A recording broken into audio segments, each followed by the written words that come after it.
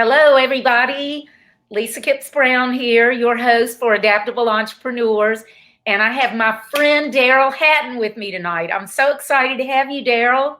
Oh, this is going to be fun. We've Daryl is been having some good talks already. This is going to be good. We have too much fun together.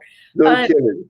Daryl is the founder of Fundraiser, which is the first crowdfunding platform, right? First collaborative crowdfund or help. One of the first. There was a handful of us that all started at the same time, so we could all argue about the start date. Yeah, but I think we were just one of the first. Yeah, but you've been around since what, 2010? Is that right? 2009. And 2009. Yeah, we actually got the company going then. I want you to introduce yourself. Tell them a little bit about Fundraiser and what you do so that I don't just mess it all up, and then we'll start talking about everything. Yeah, no worries at all. We're best known for Fundraiser. The company is actually called Connection Point, and we're best known for Fundraiser. But we had a company to do more here because there's a whole lot of different applications of crowdfunding technology that don't always fit into what most people think about it. Yeah. So we have what we call an enterprise crowdfunding platform, and that means it's designed to help professional organizations like nonprofits and social enterprises and startup businesses and even corporations use crowdfunding as part of what they do to raise money for projects that are important to them. And the crowdfunding, the enterprise part of crowdfunding is really how sophisticated it is. A lot of people think it's just a web page and a donate button and a video player and a Facebook Lite button. And that's, that's all it is. Oh, yeah. And it's a huge iceberg under the water. There's so much involved in making sure you can get the right people involved in helping you with your project and delegate responsibilities to them for doing stuff and making sure the payments are going properly and making sure there's tax receipts if they're needed. And if you're going to do perks or rewards on your campaign, that's almost like a whole social storefront or an e-commerce like site embedded in your crowdfunding campaign. So there's a whole lot to it. Yeah, and then y'all have the sub campaigns that can be set up and all kinds of social media sharing widgets, and that was our claim to fame in the beginning. Is that what differentiated us is we actually ran our crowdfunding campaigns inside the Facebook newsfeed. When you first started, right? Yeah, when we first started. In those days, you used to be able to do something called Adobe Flash. Yeah. And Flash, what you run. And so we had your campaign would run as Flash inside Facebook. And everybody was like, you can't do that. There's no way that works. And it's like, well, then why can I show you making PayPal payments on top of Facebook for your charity? Sorry, but it does work. It was impossible until we showed them that it wasn't too hard. Yeah. But over time, Flash wasn't very secure, so they got rid of that. And then Facebook saw the way we'd done it, I think, and kind of went, "Oh, this is a good idea," and they built their own. Yeah. And so there's Facebook fundraising now that does similar ideas. Right. The story of entrepreneurialism. You come up with a good idea and somebody steals it. But that's fine, though, because you're still keeping on and staying ahead of the curve. Yeah, exactly. I just feel like y'all have so many more features than a lot of the platforms, and you're so user-friendly. You're so open. I know last year when I was first introduced to y'all through a mutual friend that I knew through my business coach, and we set up an appointment with your marketing director, I couldn't believe it. I got on the call and you were on there. I couldn't. Well, I liked your project for one thing. I mean, so yeah. No, I know, but I mean, I was just so impressed with the time that you can't do that with every client, but the time that you took to talk with me and to help me understand your platform. And for people that don't know that much about me, we're talking about the NASCAR team that we crowdfund. Colin Garrett, the NASCAR driver, and he races to combat veteran suicide. So we are when we start our crowdfunding back up, we had shut it down because of COVID. We will be on Fundraiser, and y'all will be able to do sub campaigns and all kinds of stuff. So, but yeah, I love your platform. I've used other ones. I've never done it for business before until we ran the crowdfunding campaign that we did for him a year ago. for his team. But we did that through our own website, not through a third party service like y'all's. We did it through software installed in the site because it was just a different kind of situation that had never been done before, and we didn't really know what we were doing. But now we definitely switching over to Fundraiser. It'll be so much easier. But also, you just have so many tools built in, like I said, like the sub campaigns and things like that. Yeah. No, it's interesting because, you know, when we think about building something, you think of having a toolbox. Mm-hmm. You're going to have a hammer, you're going to have a saw, and you're going to have a screwdriver and a few other things. Don't use the hammer to pound that screw. Right. You know, and so use the right set of tools to do the right thing. And mm-hmm. people might go, what's the differences? And there's quite a bit different approach to different ways of getting your community involved in helping fund something. You talked about sub-campaigns. The idea that you'd have a main campaign and you could have a whole series of people helping you raise money, each of whom had their own campaign that they could tell their own part of the story that's part of your big story, right? Yeah. They're saying what they're saying in support of you. Mm-hmm. It works really well for things like somebody wanting to adopt a veteran and say, hey, I'm going to take care of this person and we're going to help raise some money for them. It's part of your overall goal to support a whole bunch of vets. But somebody's going to say, I've got somebody we're going to take care of. Uh-huh. Yeah, our goal is obviously we want to raise. Is that me or you? Oh, that's you. Sorry about that. That's me. Obviously, we want to race, but for people out there that aren't familiar with it, the point behind the racing, aside from Colin's career, is that we promote these nonprofits for free through his racing, millions of dollars worth of exposure. It gives them a national platform that they're able to get the word out. And it's not just marketing for them. It's not like we're doing it so they can grow. We're doing it so the people that they can help will find out about the services. That's the big difference. It's not, oh, give us a lot of money so this nonprofit can hire more people. They literally have one employee and that person was just hired recently. Everything's done through volunteers, including the founder. By the way, the driver's dad is on here. Ryan, great ideas executed by great people, just great fun. And and Ryan's family's from Canada too. So y'all, like historically, so y'all would have a lot in common. But yeah, it's something that I'm passionate about, and I don't want to keep talking about that, but your platform is perfect for it. Well, but the thing that's interesting is that how can we help people like you get the passion for what you do and stop making it so freaking hard to get the result that you want? I mean, that's part of our mission, and to do it really cost effectively. You know, the thing about the platform is we joke is that we are trying to give you the most advanced digital fundraising platform on the planet for free, or as close to free as we can get it. And as close to free can be like, 1 or 2%, because we just some of the techniques we use to make it work. But I was talking with our VP of marketing earlier, just before this call, and we constantly getting people go, well, wait, what's the catch? There's no catch. Funny enough, if we're aggressive in the way we pursue these new business models, this is a really important thing for a lot of businesses, is collaborative business, the way we work with our suppliers and with our customers, as opposed to trying to maximize the profit from each of those things. It tends to give us opportunities for growth that we hadn't even seen before. It never existed before. So it's really a lot of fun to be able to say, yeah, it's actually really free. And you can go ahead. That was amazing to me, because as far as I know, everybody else takes a cut. And y'all listening, pay attention to Daryl about talking about collaboration and about being aware of what's going on around you, because we're going to talk in a little while about some of the other things he's done. And you've been in the technology business since the late 80s, right? Yeah. In some technology business or another. So you're listening to somebody who is a serial technology entrepreneur who's been very successful, started businesses, sold them, and so forth. And it's because he's been aware of what's going on around him and seeing how things develop. So I don't want to let the cat out of the bag, but I do want you to tell in a little while. Buy the book if they want to, no. Yeah. Well, so go on and tell them then about how you came up with the idea for Fundraiser. Sure.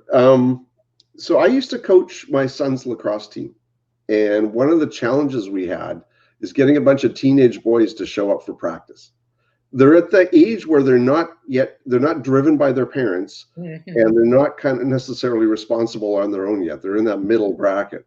Yeah. And so what we were trying to do was, first off, as an entrepreneur, I'm a technologist, so I tend to pay attention to technology. I wasn't a marketer. I've become a marketer over the course of my career, but I was a technologist.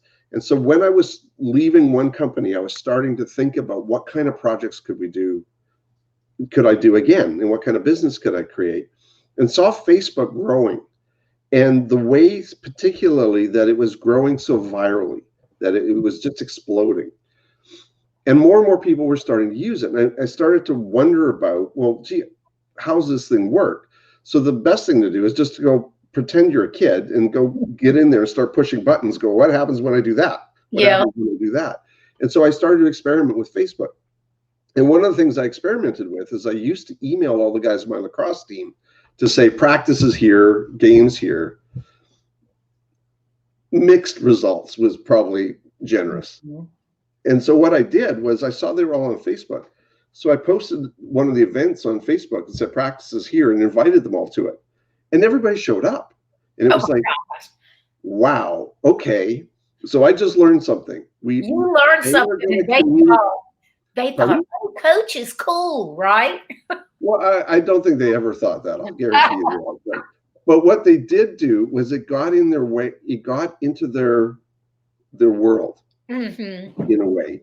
And the kind of the learning out of it was that people are going to start communicating differently than we thought.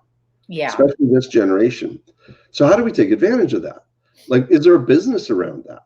And one of the first question that came up is, wow, I wonder if I could get them to pay the fees for playing on the team by getting them to use Facebook. And Fundraiser was born.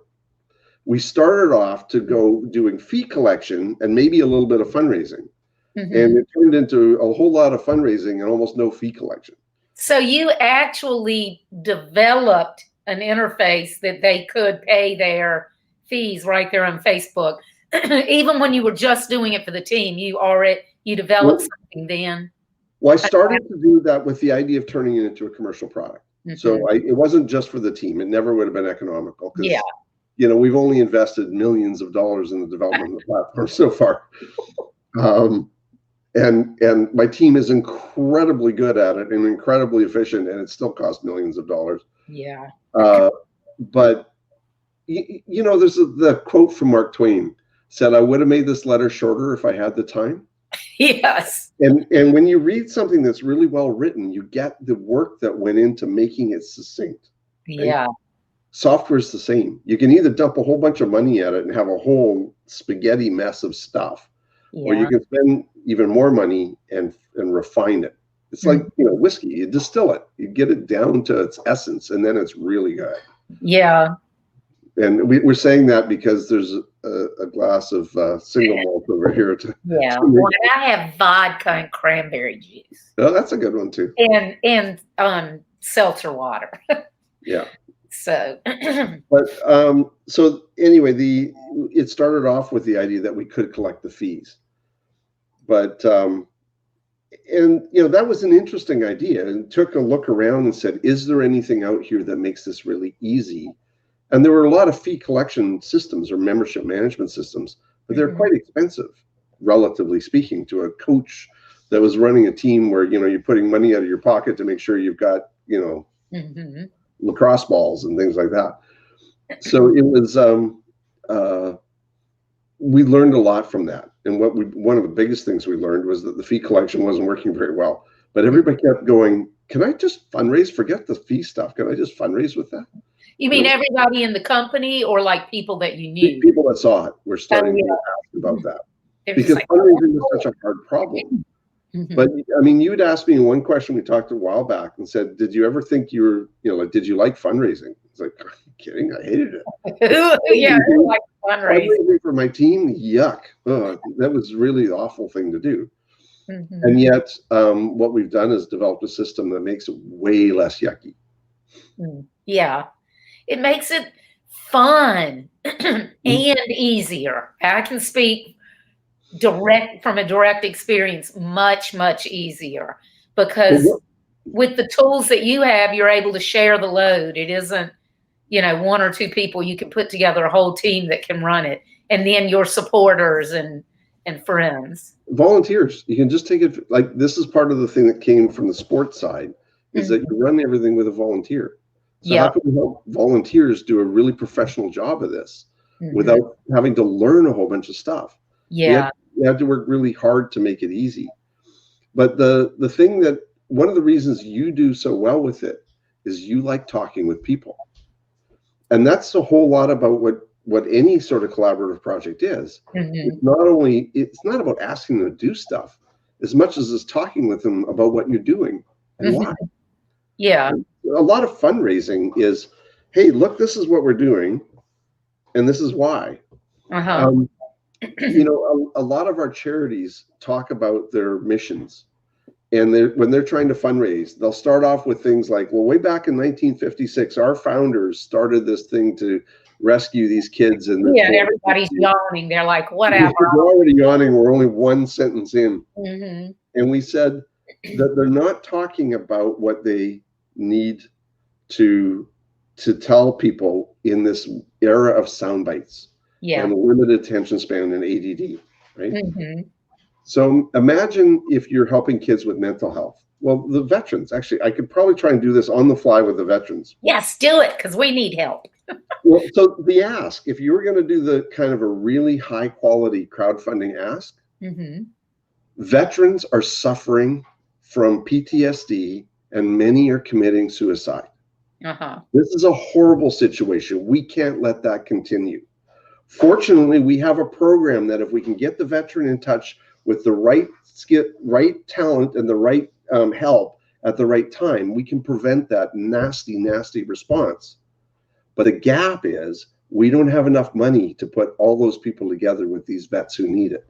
That's where you come in. You can help us fund the activity where every dollar you bring in helps us get one more vet safe and healthy. I love it. And you are recorded, so I'm just going to pop it in there. No, I'm teasing. I'm just going to pop you in there and let you do it. No, I'm teasing, but no, I love that. Well, I'm going to give you another example, because I have a great friend. I actually grew up with her. We've known each other since we were like 12 years old. We were in high school band together. So we were band geeks. What'd you play? I played clarinet and bass clarinet. Were you in band? No. Oh, okay. I think she played flute. I played piano. It was hard to march with. Oh, yeah. And I took piano, but I didn't play piano. And I played basketball, and then she was a cheerleader. So it's fun. It's fun, though, that we're still, good friends. Don't live near each other or anything, but we managed to stay in touch. So I had messaged her because she is actually producing a film that they've been working on. It's based on a book called The Green Box. And it's where this guy found like his father's diaries from World War II, and his dad had died years before, and he wrote a book about it. So Holly has been a film producer for years. She's done stuff for Discovery, National Geographic, everybody. So they are doing this. They're turning his book into a film, and she couldn't watch live tonight. So I was just like, hey, is there anything you would ask Daryl if you were there? And so I know that this is probably something that everybody would want to know. So I'm going to try to distill what she said. Basically, how she can get a broader audience. I read all the tutorials about how to angle and sell your calls. We did the best we could, but other than getting responses directly from the contacts we put in, we weren't able to branch out to a wide audience like folks looking for a cause. So she's struggling because they are crowdfunding their film. And there was one scene, they really are trying to do it as the most authentic that they can. And it needed to be filmed in like Switzerland in the winter because it was this March, Switzerland or Austria or something. And they were not able to do it because they weren't able to get enough funding. So do you have any ideas? And I know that would help everybody. Well, basically the thing, when we're giving a gift, we're buying something intangible, right? We're giving money out and we're not getting anything back. That's what it seems like. But that's not true. We are getting something back. What we're getting back is a feeling of a feeling. And that feeling can be a variety of things. I see something awful happening in the world, and I give some money to some people I trust to try and make that not happen anymore. Because now I feel a little bit better. That thing was bugging me. I want to like stop that. So you can stop that? Great, here's some money. I bought a feeling of in reasserting control and maybe, changing an outcome. Sometimes it can be, that's really sad. I want to spend some money because I want to feel better. I want to feel happier and I want them to be happier. So it's a feeling of getting me feeling more happy about a scenario. But in both cases, I'm getting a feeling, right? So a lot of fundraising fails when we forget about what feeling we're trying to generate. And what it is of the work that we're doing that will inspire someone to want more of it. So a lot of times when we have a cause, they'll talk about all the good work that they're doing, but they're very generic. They're trying to say, we're good people because we go do this. And if you go back to the veterans and the PTSD, the problem is that these vets are dying from this. And the work that you do is basically to make sure that they don't die from it. And, you measure it in how many of them didn't die. How many of them got treatment and stayed alive? When we talk about the impact that you're generating, each one of those impacts has someone have a feeling of, I'm sure glad that's going. I'm embarrassed that we're not taking care of our vets properly. I'm sad that these humans who did this stuff are having this horrible life. I want to make a difference. When you can phrase it that way and then tell them the result. So we've had this many people through, and you helped make sure one of these vets was okay. Next time you ask, they're going to go, want that feeling again? They don't consciously think that, but that's going on. And if it was a good feeling, they'll do it again. Well, and I think a lot of people get frustrated because even if we feel like we have a good message, we have a hard time finding the people to hear the message. Like Holly said, they just have their list and they don't have a big list. But if people are on your platform, that helps a bit because you have the traffic that's already coming to the platform, right? Only a tiny little bit. Okay. But let's go back to that impact for a second. A lot of the time when we're doing our projects, it's really hard to communicate what the impact is. So thinking about the stories in the green box, I don't know it. So, Holly, sorry if I get it wrong. But my hunch is, what would be the compelling reason why somebody would want to see this film? Or to see it made, even not necessarily watch the film?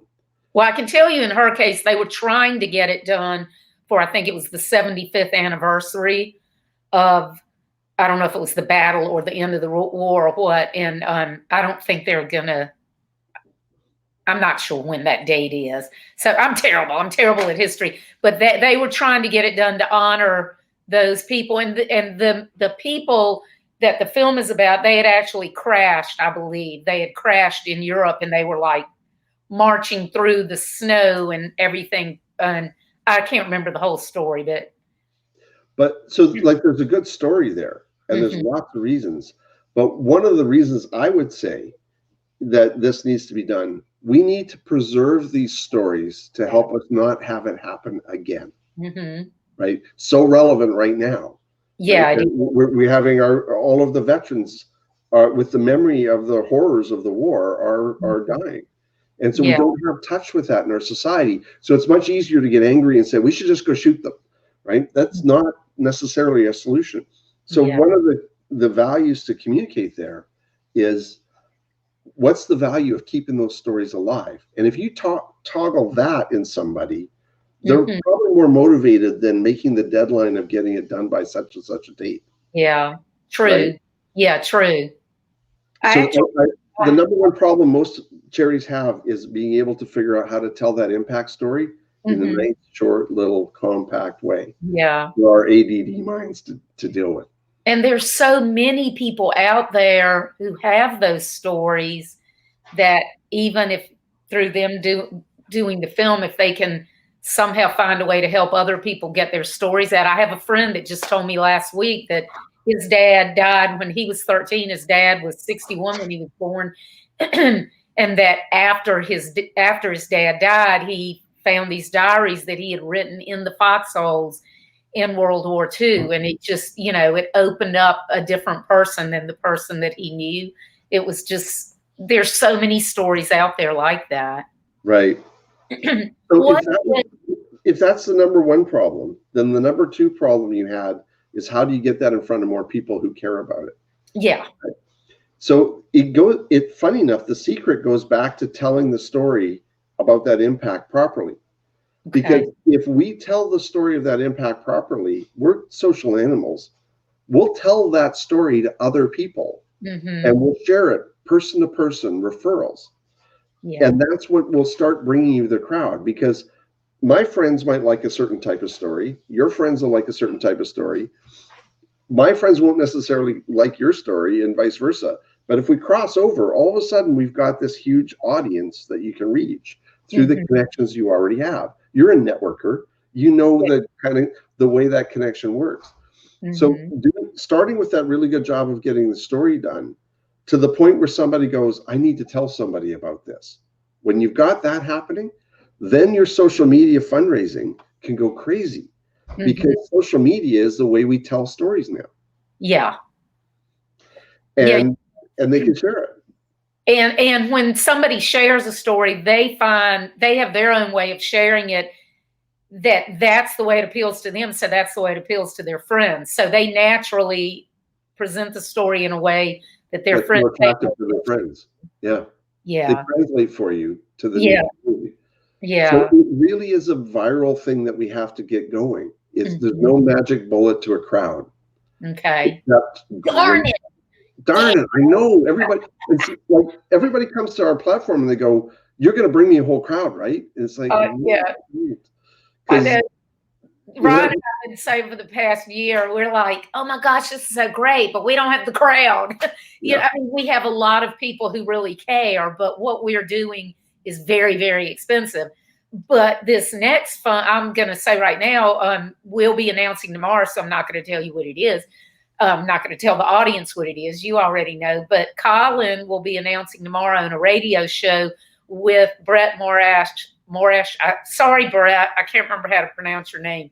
On a radio show for Racing for Heroes about a crowdfunder that we're going to start next week to help pay for treatments for veterans. So y'all need to tune into the Racing for Heroes radio show so that you can find out about that. And then go to Fundraiser so that you can support it next week. We'll have to get the link out with your stuff.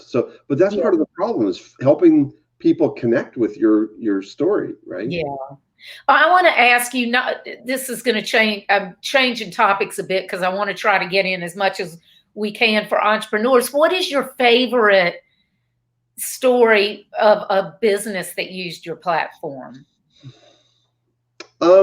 We only have a few businesses that have used it, but one kind of quasi business that I think is a fascinating story is the American Gut Project from the University of California, San Diego. Have I told you about that one? No, I don't think so. Okay, so sometimes university wonks aren't always the most creative people around marketing. Yeah. Right? They can come off as a little dry at times. Yeah. So imagine you're doing a campaign to study the microbiome or the microbes that are inside your body, inside your stomach, your intestines, your mouth, under your fingernails, all sorts of things like that. That community of bugs is actually what keeps us healthy. And when it's out of balance is when we start having things like colitis and other diseases show up in our bodies because they're out of balance. Irritable, foul or things like that. So they're trying to study this stuff, and they wanted to help get their crowd to participate in funding their research. So they did a program called the American Gut Project, and it was a crowdfunding campaign to let you buy a testing kit from the university to have your own results analyzed. Cool. And send back in, and then they would show you your results. I would do that. And the accumulated results of the project, so that some people could go, wait, I got this thing going on, and a whole bunch of people who are having this health problem are also having those things going on. Maybe I can figure something out about that, right? Yeah. Well, what are they selling you? They're selling you a poop collection kit. Really? So their entire campaign was done in bathroom humor. Oh, funny.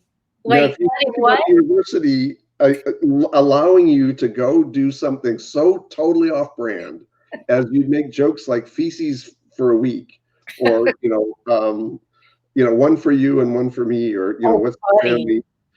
And they had a whole series of perks or rewards on their campaign. So how much money do you think they raised? God, I have no idea. How much? About 3.3 million so far. Oh my gosh. Oh, they're still doing it? It's live now? They paused it for COVID. They actually turned the laboratory over, I think, to doing COVID testing. Yeah. For now, my God. Well, but now I want to test my gut. Well, that's it. So it was American Gut. If you go to Fundraiser/American Gut, but they a fascinating study, because what they did, back to that word you said earlier, collaboration. They collaborated with a community of citizens who wanted to participate in science, not just listen or read about it. Yeah, I love that. They submitted their own. This was done really early. This is 7 years ago where they started this. So they you submit your own sample to be part of the project. Collaboration with your community can fund things in ways you'd never expected. Yeah, that's awesome. Yeah, if they'd said, give us money so we can do this study, people would have been like, yeah, right, go away. But you want to investors who would have given them some money, but they're not going to give them, like, this scales now. Right. They want to do more research, they just process more kits, which gives them more data, which lets them do more things. Yeah. It's very collaborative. So that's probably my favorite, just because of the first off, it's poop jokes, which is always fun. And then the second thing is how much money they raised. Yeah. Man, I love it. I'm trying to think. Yesterday, you and I were talking, different conversation, because, oh, by the way, y'all, Daryl's going to be in my book that I haven't officially announced yet, but I've mentioned it a couple of times. Disrupt Your Now. I haven't really told people what it's about, but Daryl is going to be one of the awesome entrepreneurs in it. So I'm really excited about that. We were talking about a couple of things last night. I'm trying to remember which thing it was. I remember we were talking about watching how things work and noticing trends, and it was one particular story you told me in your background, but now I can't remember what it was. Well, a little bit of that was the lacrosse story about watching where Facebook was. And at the time, it seems obvious now that you might use Facebook for fundraising. But at the time, I had friends who were saying, you're building a business around that thing that the kids are sharing photos of, hot or not photos of each other. Yeah. Like, are you nuts? Are you crazy? What are you going to do? That's not going to go anywhere. Oh, funny. But looking at the data, maybe it's because I'm either arrogant enough or just, thick-skinned enough that I was going like, whatever, dude, because it's growing like mad. Something is going to happen there. Yeah. I don't know what's going to happen, but something's going to happen. And anytime anything that big happens in society, businesses fall out of it all over the place. Yeah. We're having a pandemic right now. Businesses that are doing plexiglass barriers, personal protective equipment, innovative ways to purify the air in your cubicle in your office. Yeah. Those businesses are going crazy. Yeah, there are businesses that are, and new business models coming out, and just all kinds of stuff. So it just goes to show you. Yeah, so I think that kind of the guidance there is that any major thing, any major disruptive change will just look for the cracks, because that's where businesses will pop up. Yeah. Well, I always tell people around our age, because they're so like they think they know what the internet is. I'm like, just remember when we were kids and there was the telephone, it was hanging on the wall with the long cord. But think about all of the industries that have come out of that. Mm-hmm. And not just the industries that have come out of it, but the way that companies used it over the years. And now we're carrying around a computer in our back pocket. So, I try to get them to imagine the internet as the telephone. And we're basically, at the stage of it hanging on the wall, I guess, because, there was the party lines and everything before that. Well, that's a really good analogy, actually, because a party line is what a lot of Facebook sharing people think of. You're broadcasting out to your community of friends. So you're kind of talking to the line and everybody's listening. Yeah. But one of the biggest trends that we see in sharing around crowdfunding campaigns is the movement towards dark social or private social. Okay. Okay, so you and I might post something on Facebook and share it to all of our friends. But if I'm a lot younger, I'm probably sending it by Facebook Messenger or WhatsApp or Instagram. Yeah. Because it's going to only the community that I want it to go to. It's not everybody. So it's a much more private conversation. So it's like now we can pick up and dial the phone with you, share more stuff using Facebook and the internet as the connectivity. Yeah. But people have barely got used to the idea of how sharing works. And now it's changed already. It's actually changed for about 2 years. Yeah. We're just starting to notice it. Right. And hello, y'all. You just have to get used to change. I always laugh. I remember my grandma used to hold the phone out like this far from, hello, I can't hear you. And I'm like, that's what y'all are acting like with the internet. Look, you got to hold it up to your ear if you want to hear. But, it's like, and we all, as kids were like, but we grew up with the telephone, We had a phone called Erica. Have you ever heard of the Erica phone from the 70s? It was like a one-piece phone that sat down. It was shaped kind of like this, and the dial was on the bottom. It was really cool. But anyway, that's totally off topic. But that's pretty cool. But think about it. So COVID this year has created one of the biggest changes in technology for everyone. Mm-hmm. What is it? We all Zoom. Yeah. We all video conference with each other all the time. Mm-hmm. Where that was science fiction a few years ago. Yeah, and Zoom has come out with some amazing features. Another guy that's going to be in the book, Richard Mulholland, we were on a call with him the other day, and he was showing us some of the new features. And I was like, dang, they are really, really cool. I hadn't seen them before because, I just get on and talk. I don't really do presentations, but it was really cool. And that was stuff that they did after COVID. They're like, we got to make this better. We have to make it so it isn't just plain old talking. Well, I keep trying to get them to do a feature I call side talk.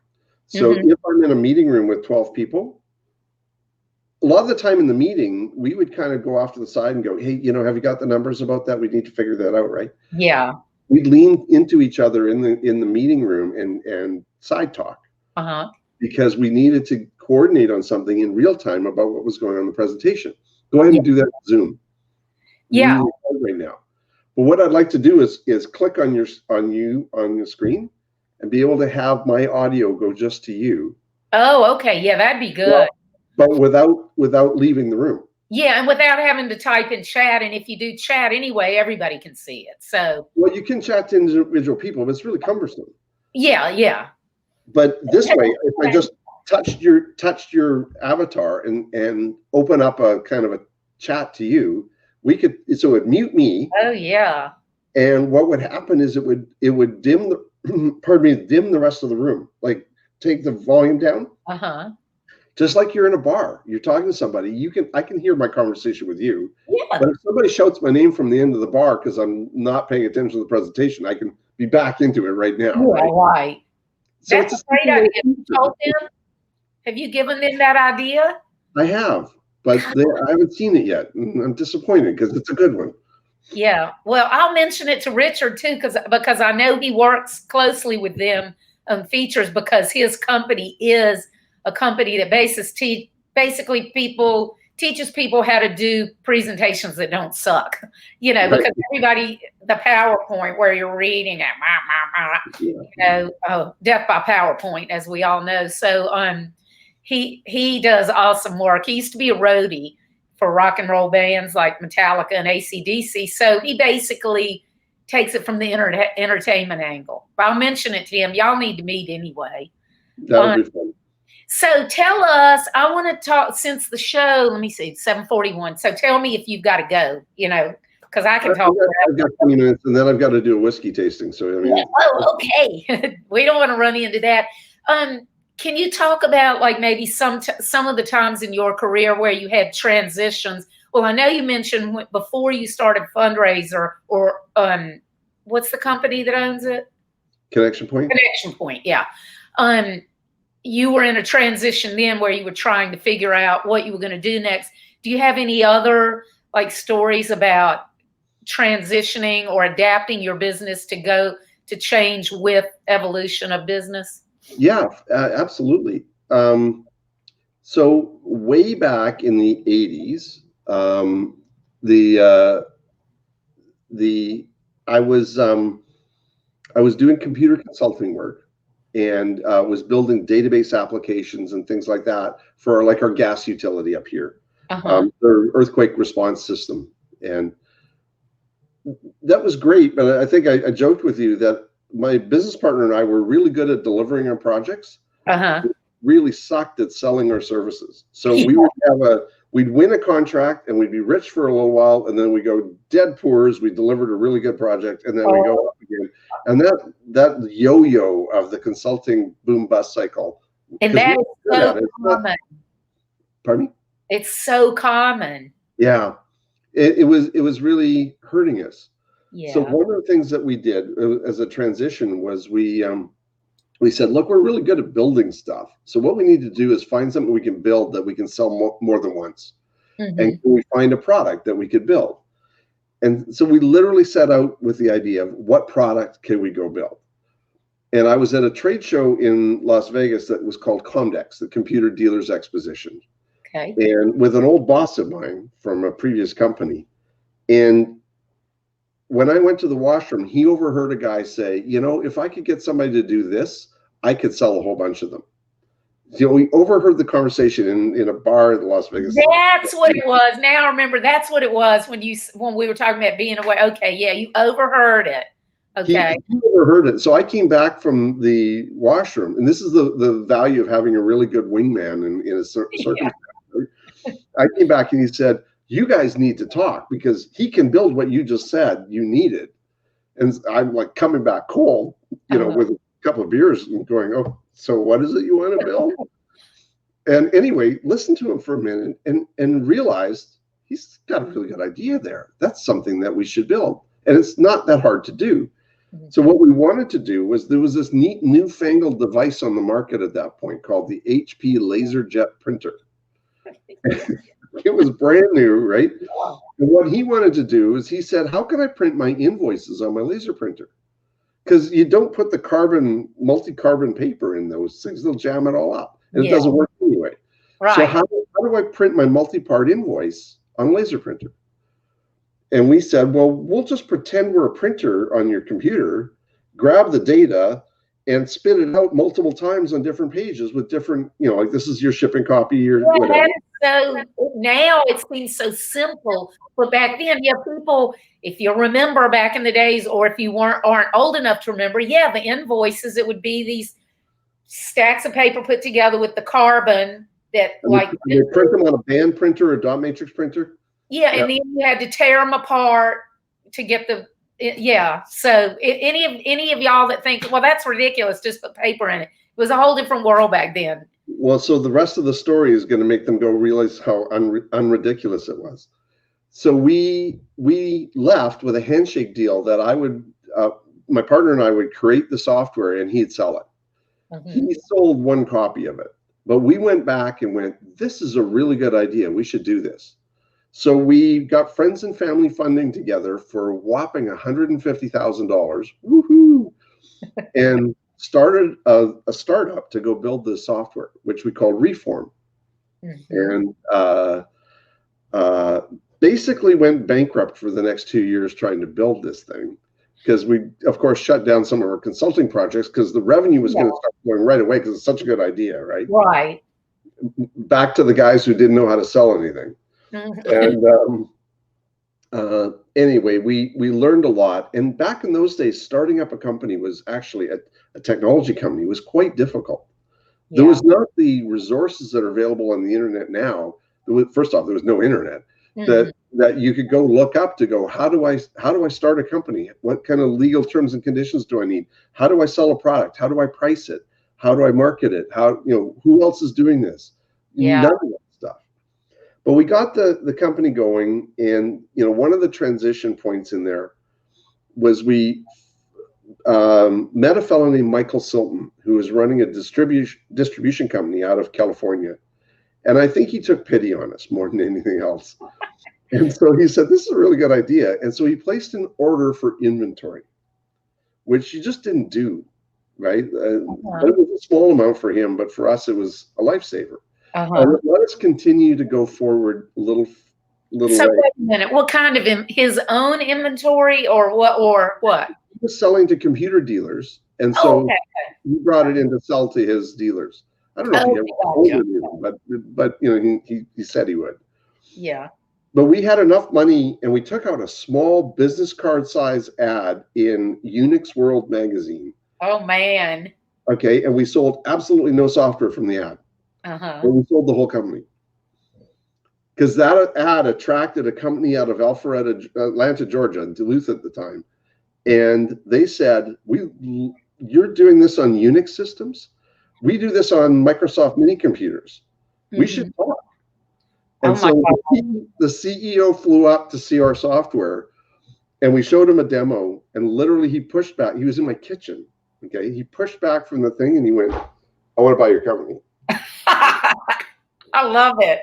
And so we negotiated for a few months. In the meantime, and actually we're learning how to sell the thing, so we got some revenue. But at the end of it all, we didn't sell out, we sold in. Okay. We worked to work that software. So this little idea that we overheard in a bar in Las Vegas, we took public on NASDAQ in December of 1999. We were the 70-something's fastest growing business in the United States that year. Oh my God. An IPO that was outstanding, to the point that I think it was worth about $650 million at one point. Oh my gosh. This little company, all 300 people that we had were worth that. So we went public on my birthday in December of 1999. What you told me your birthday, but I don't remember the day. What's the day? 18th. 18th. Yeah, my father's was the 19th. I was trying to remember last night. I'm like, I think it was Granddaddy's. So yeah, sorry, y'all. Sorry, off topic. Squirrel. Squirrel. No, I'm used to that. This is a lot more fun. There are so many lessons in that one story for people.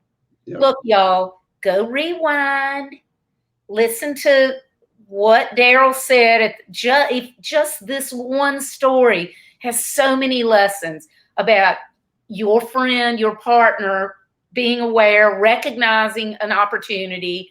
You come, just the whole thing. And then even the ad, you didn't sell any product, but you got this company's attention. So, that's like with social media and everything. You never know when what you're doing, whoever you're targeting, maybe you reach somebody that you never dreamed you would reach. Well, and the idea of selling in, not selling out. Yes. Right? Like picking your partners carefully. Michael Silton we spent a lot of time on our relationship with him as much as the product or technology. That's what I'm pretty sure got us. By the way, he's a venture capitalist in California now, and he does phenomenal companies out of LA. He was head of the UCLA venture capital group, I think. Oh, so, wow. Nice. That's cool. So those kind of connections came because we focused, and this is probably one of my foundational ideas, I think, is focus on the relationship in all of these things. It takes way more time. Gotcha. I totally agree. But what happens is that we can do extraordinary things together when we know each other and trust each other. Yes. I agree with you 100% on that. And that's one of the things that I love so much. Just one example of with the team, I love the calls. I love the people, the driver. I love the driver, the family. It's like we're all a big family, and we know we have each other's backs. It's like everything's on a handshake. I don't need, I know a lot of people would say, oh my God, you're doing, I'm good. So of course, a lot of people I wouldn't, but the kind of work we're doing there, it's like we're family. So Right. Yeah. It's so important. And then you get so much more joy out of it if you like the people that you're working with. Yeah. And an interesting side effect I found is that if you take the reasons why you were doing that for family, you can actually create those relationships with people who aren't. Right. And very quickly, like surprisingly quickly. Yeah. And that's something I think a lot of people don't necessarily believe. People will say, you have to earn my trust, that kind of thing. And I'm going, no, that's BS. I give you my trust. That's how we get started on trusting each other. And if you lead with trust, yeah, you could get hurt sometimes. Right. And you're not doing it blindly. Yeah. So, we'll have people on our team start up. And one of the first things that'll happen is at some point, something will come up and I'll say, well, you can decide that. I trust you. And they're amazed, right? I've been here a couple of days. How can you trust me? Because I know enough about people to know I can trust you. Like, go do it. Just get going. Come on. That's great. And those little messages that we do all the time build really strong relationships that you can really trust. Yeah, and people, they don't want to let you down. And as you said, if you give your trust, then they can lose it. They can burn that bridge or whatever, but you're leading with the trust. That's how I am. And it works. People are the opposite all the time. The thing is, we can have our thing where you have to earn it, and we get it every once in a while. Yeah. Almost all the time. There's only a few places where I won't get it. And I'll be, I don't give it to absolutely everybody. Yeah. But I will use it a whole lot. And because it makes stronger relationships right from the start. So people have a sales call with us and they'll go at the end of it going, I can't believe I get a chance to talk to you guys. And it's like, yeah, like I did. Get a chance to talk. We're excited to talk to you. Yeah. But at the end of it. Ron said, it helps to share a brain. We are so much alike. It's scary. It's really, really scary. That's why we're alike. We took this not a personality test, the Coble test, if you've heard of it. And it's 4 different things. It's not personality. It's what drives you to take action. So there's 4 things that it rates it on. And Ron and we were like exactly the same thing, except off by like a point. It was crazy.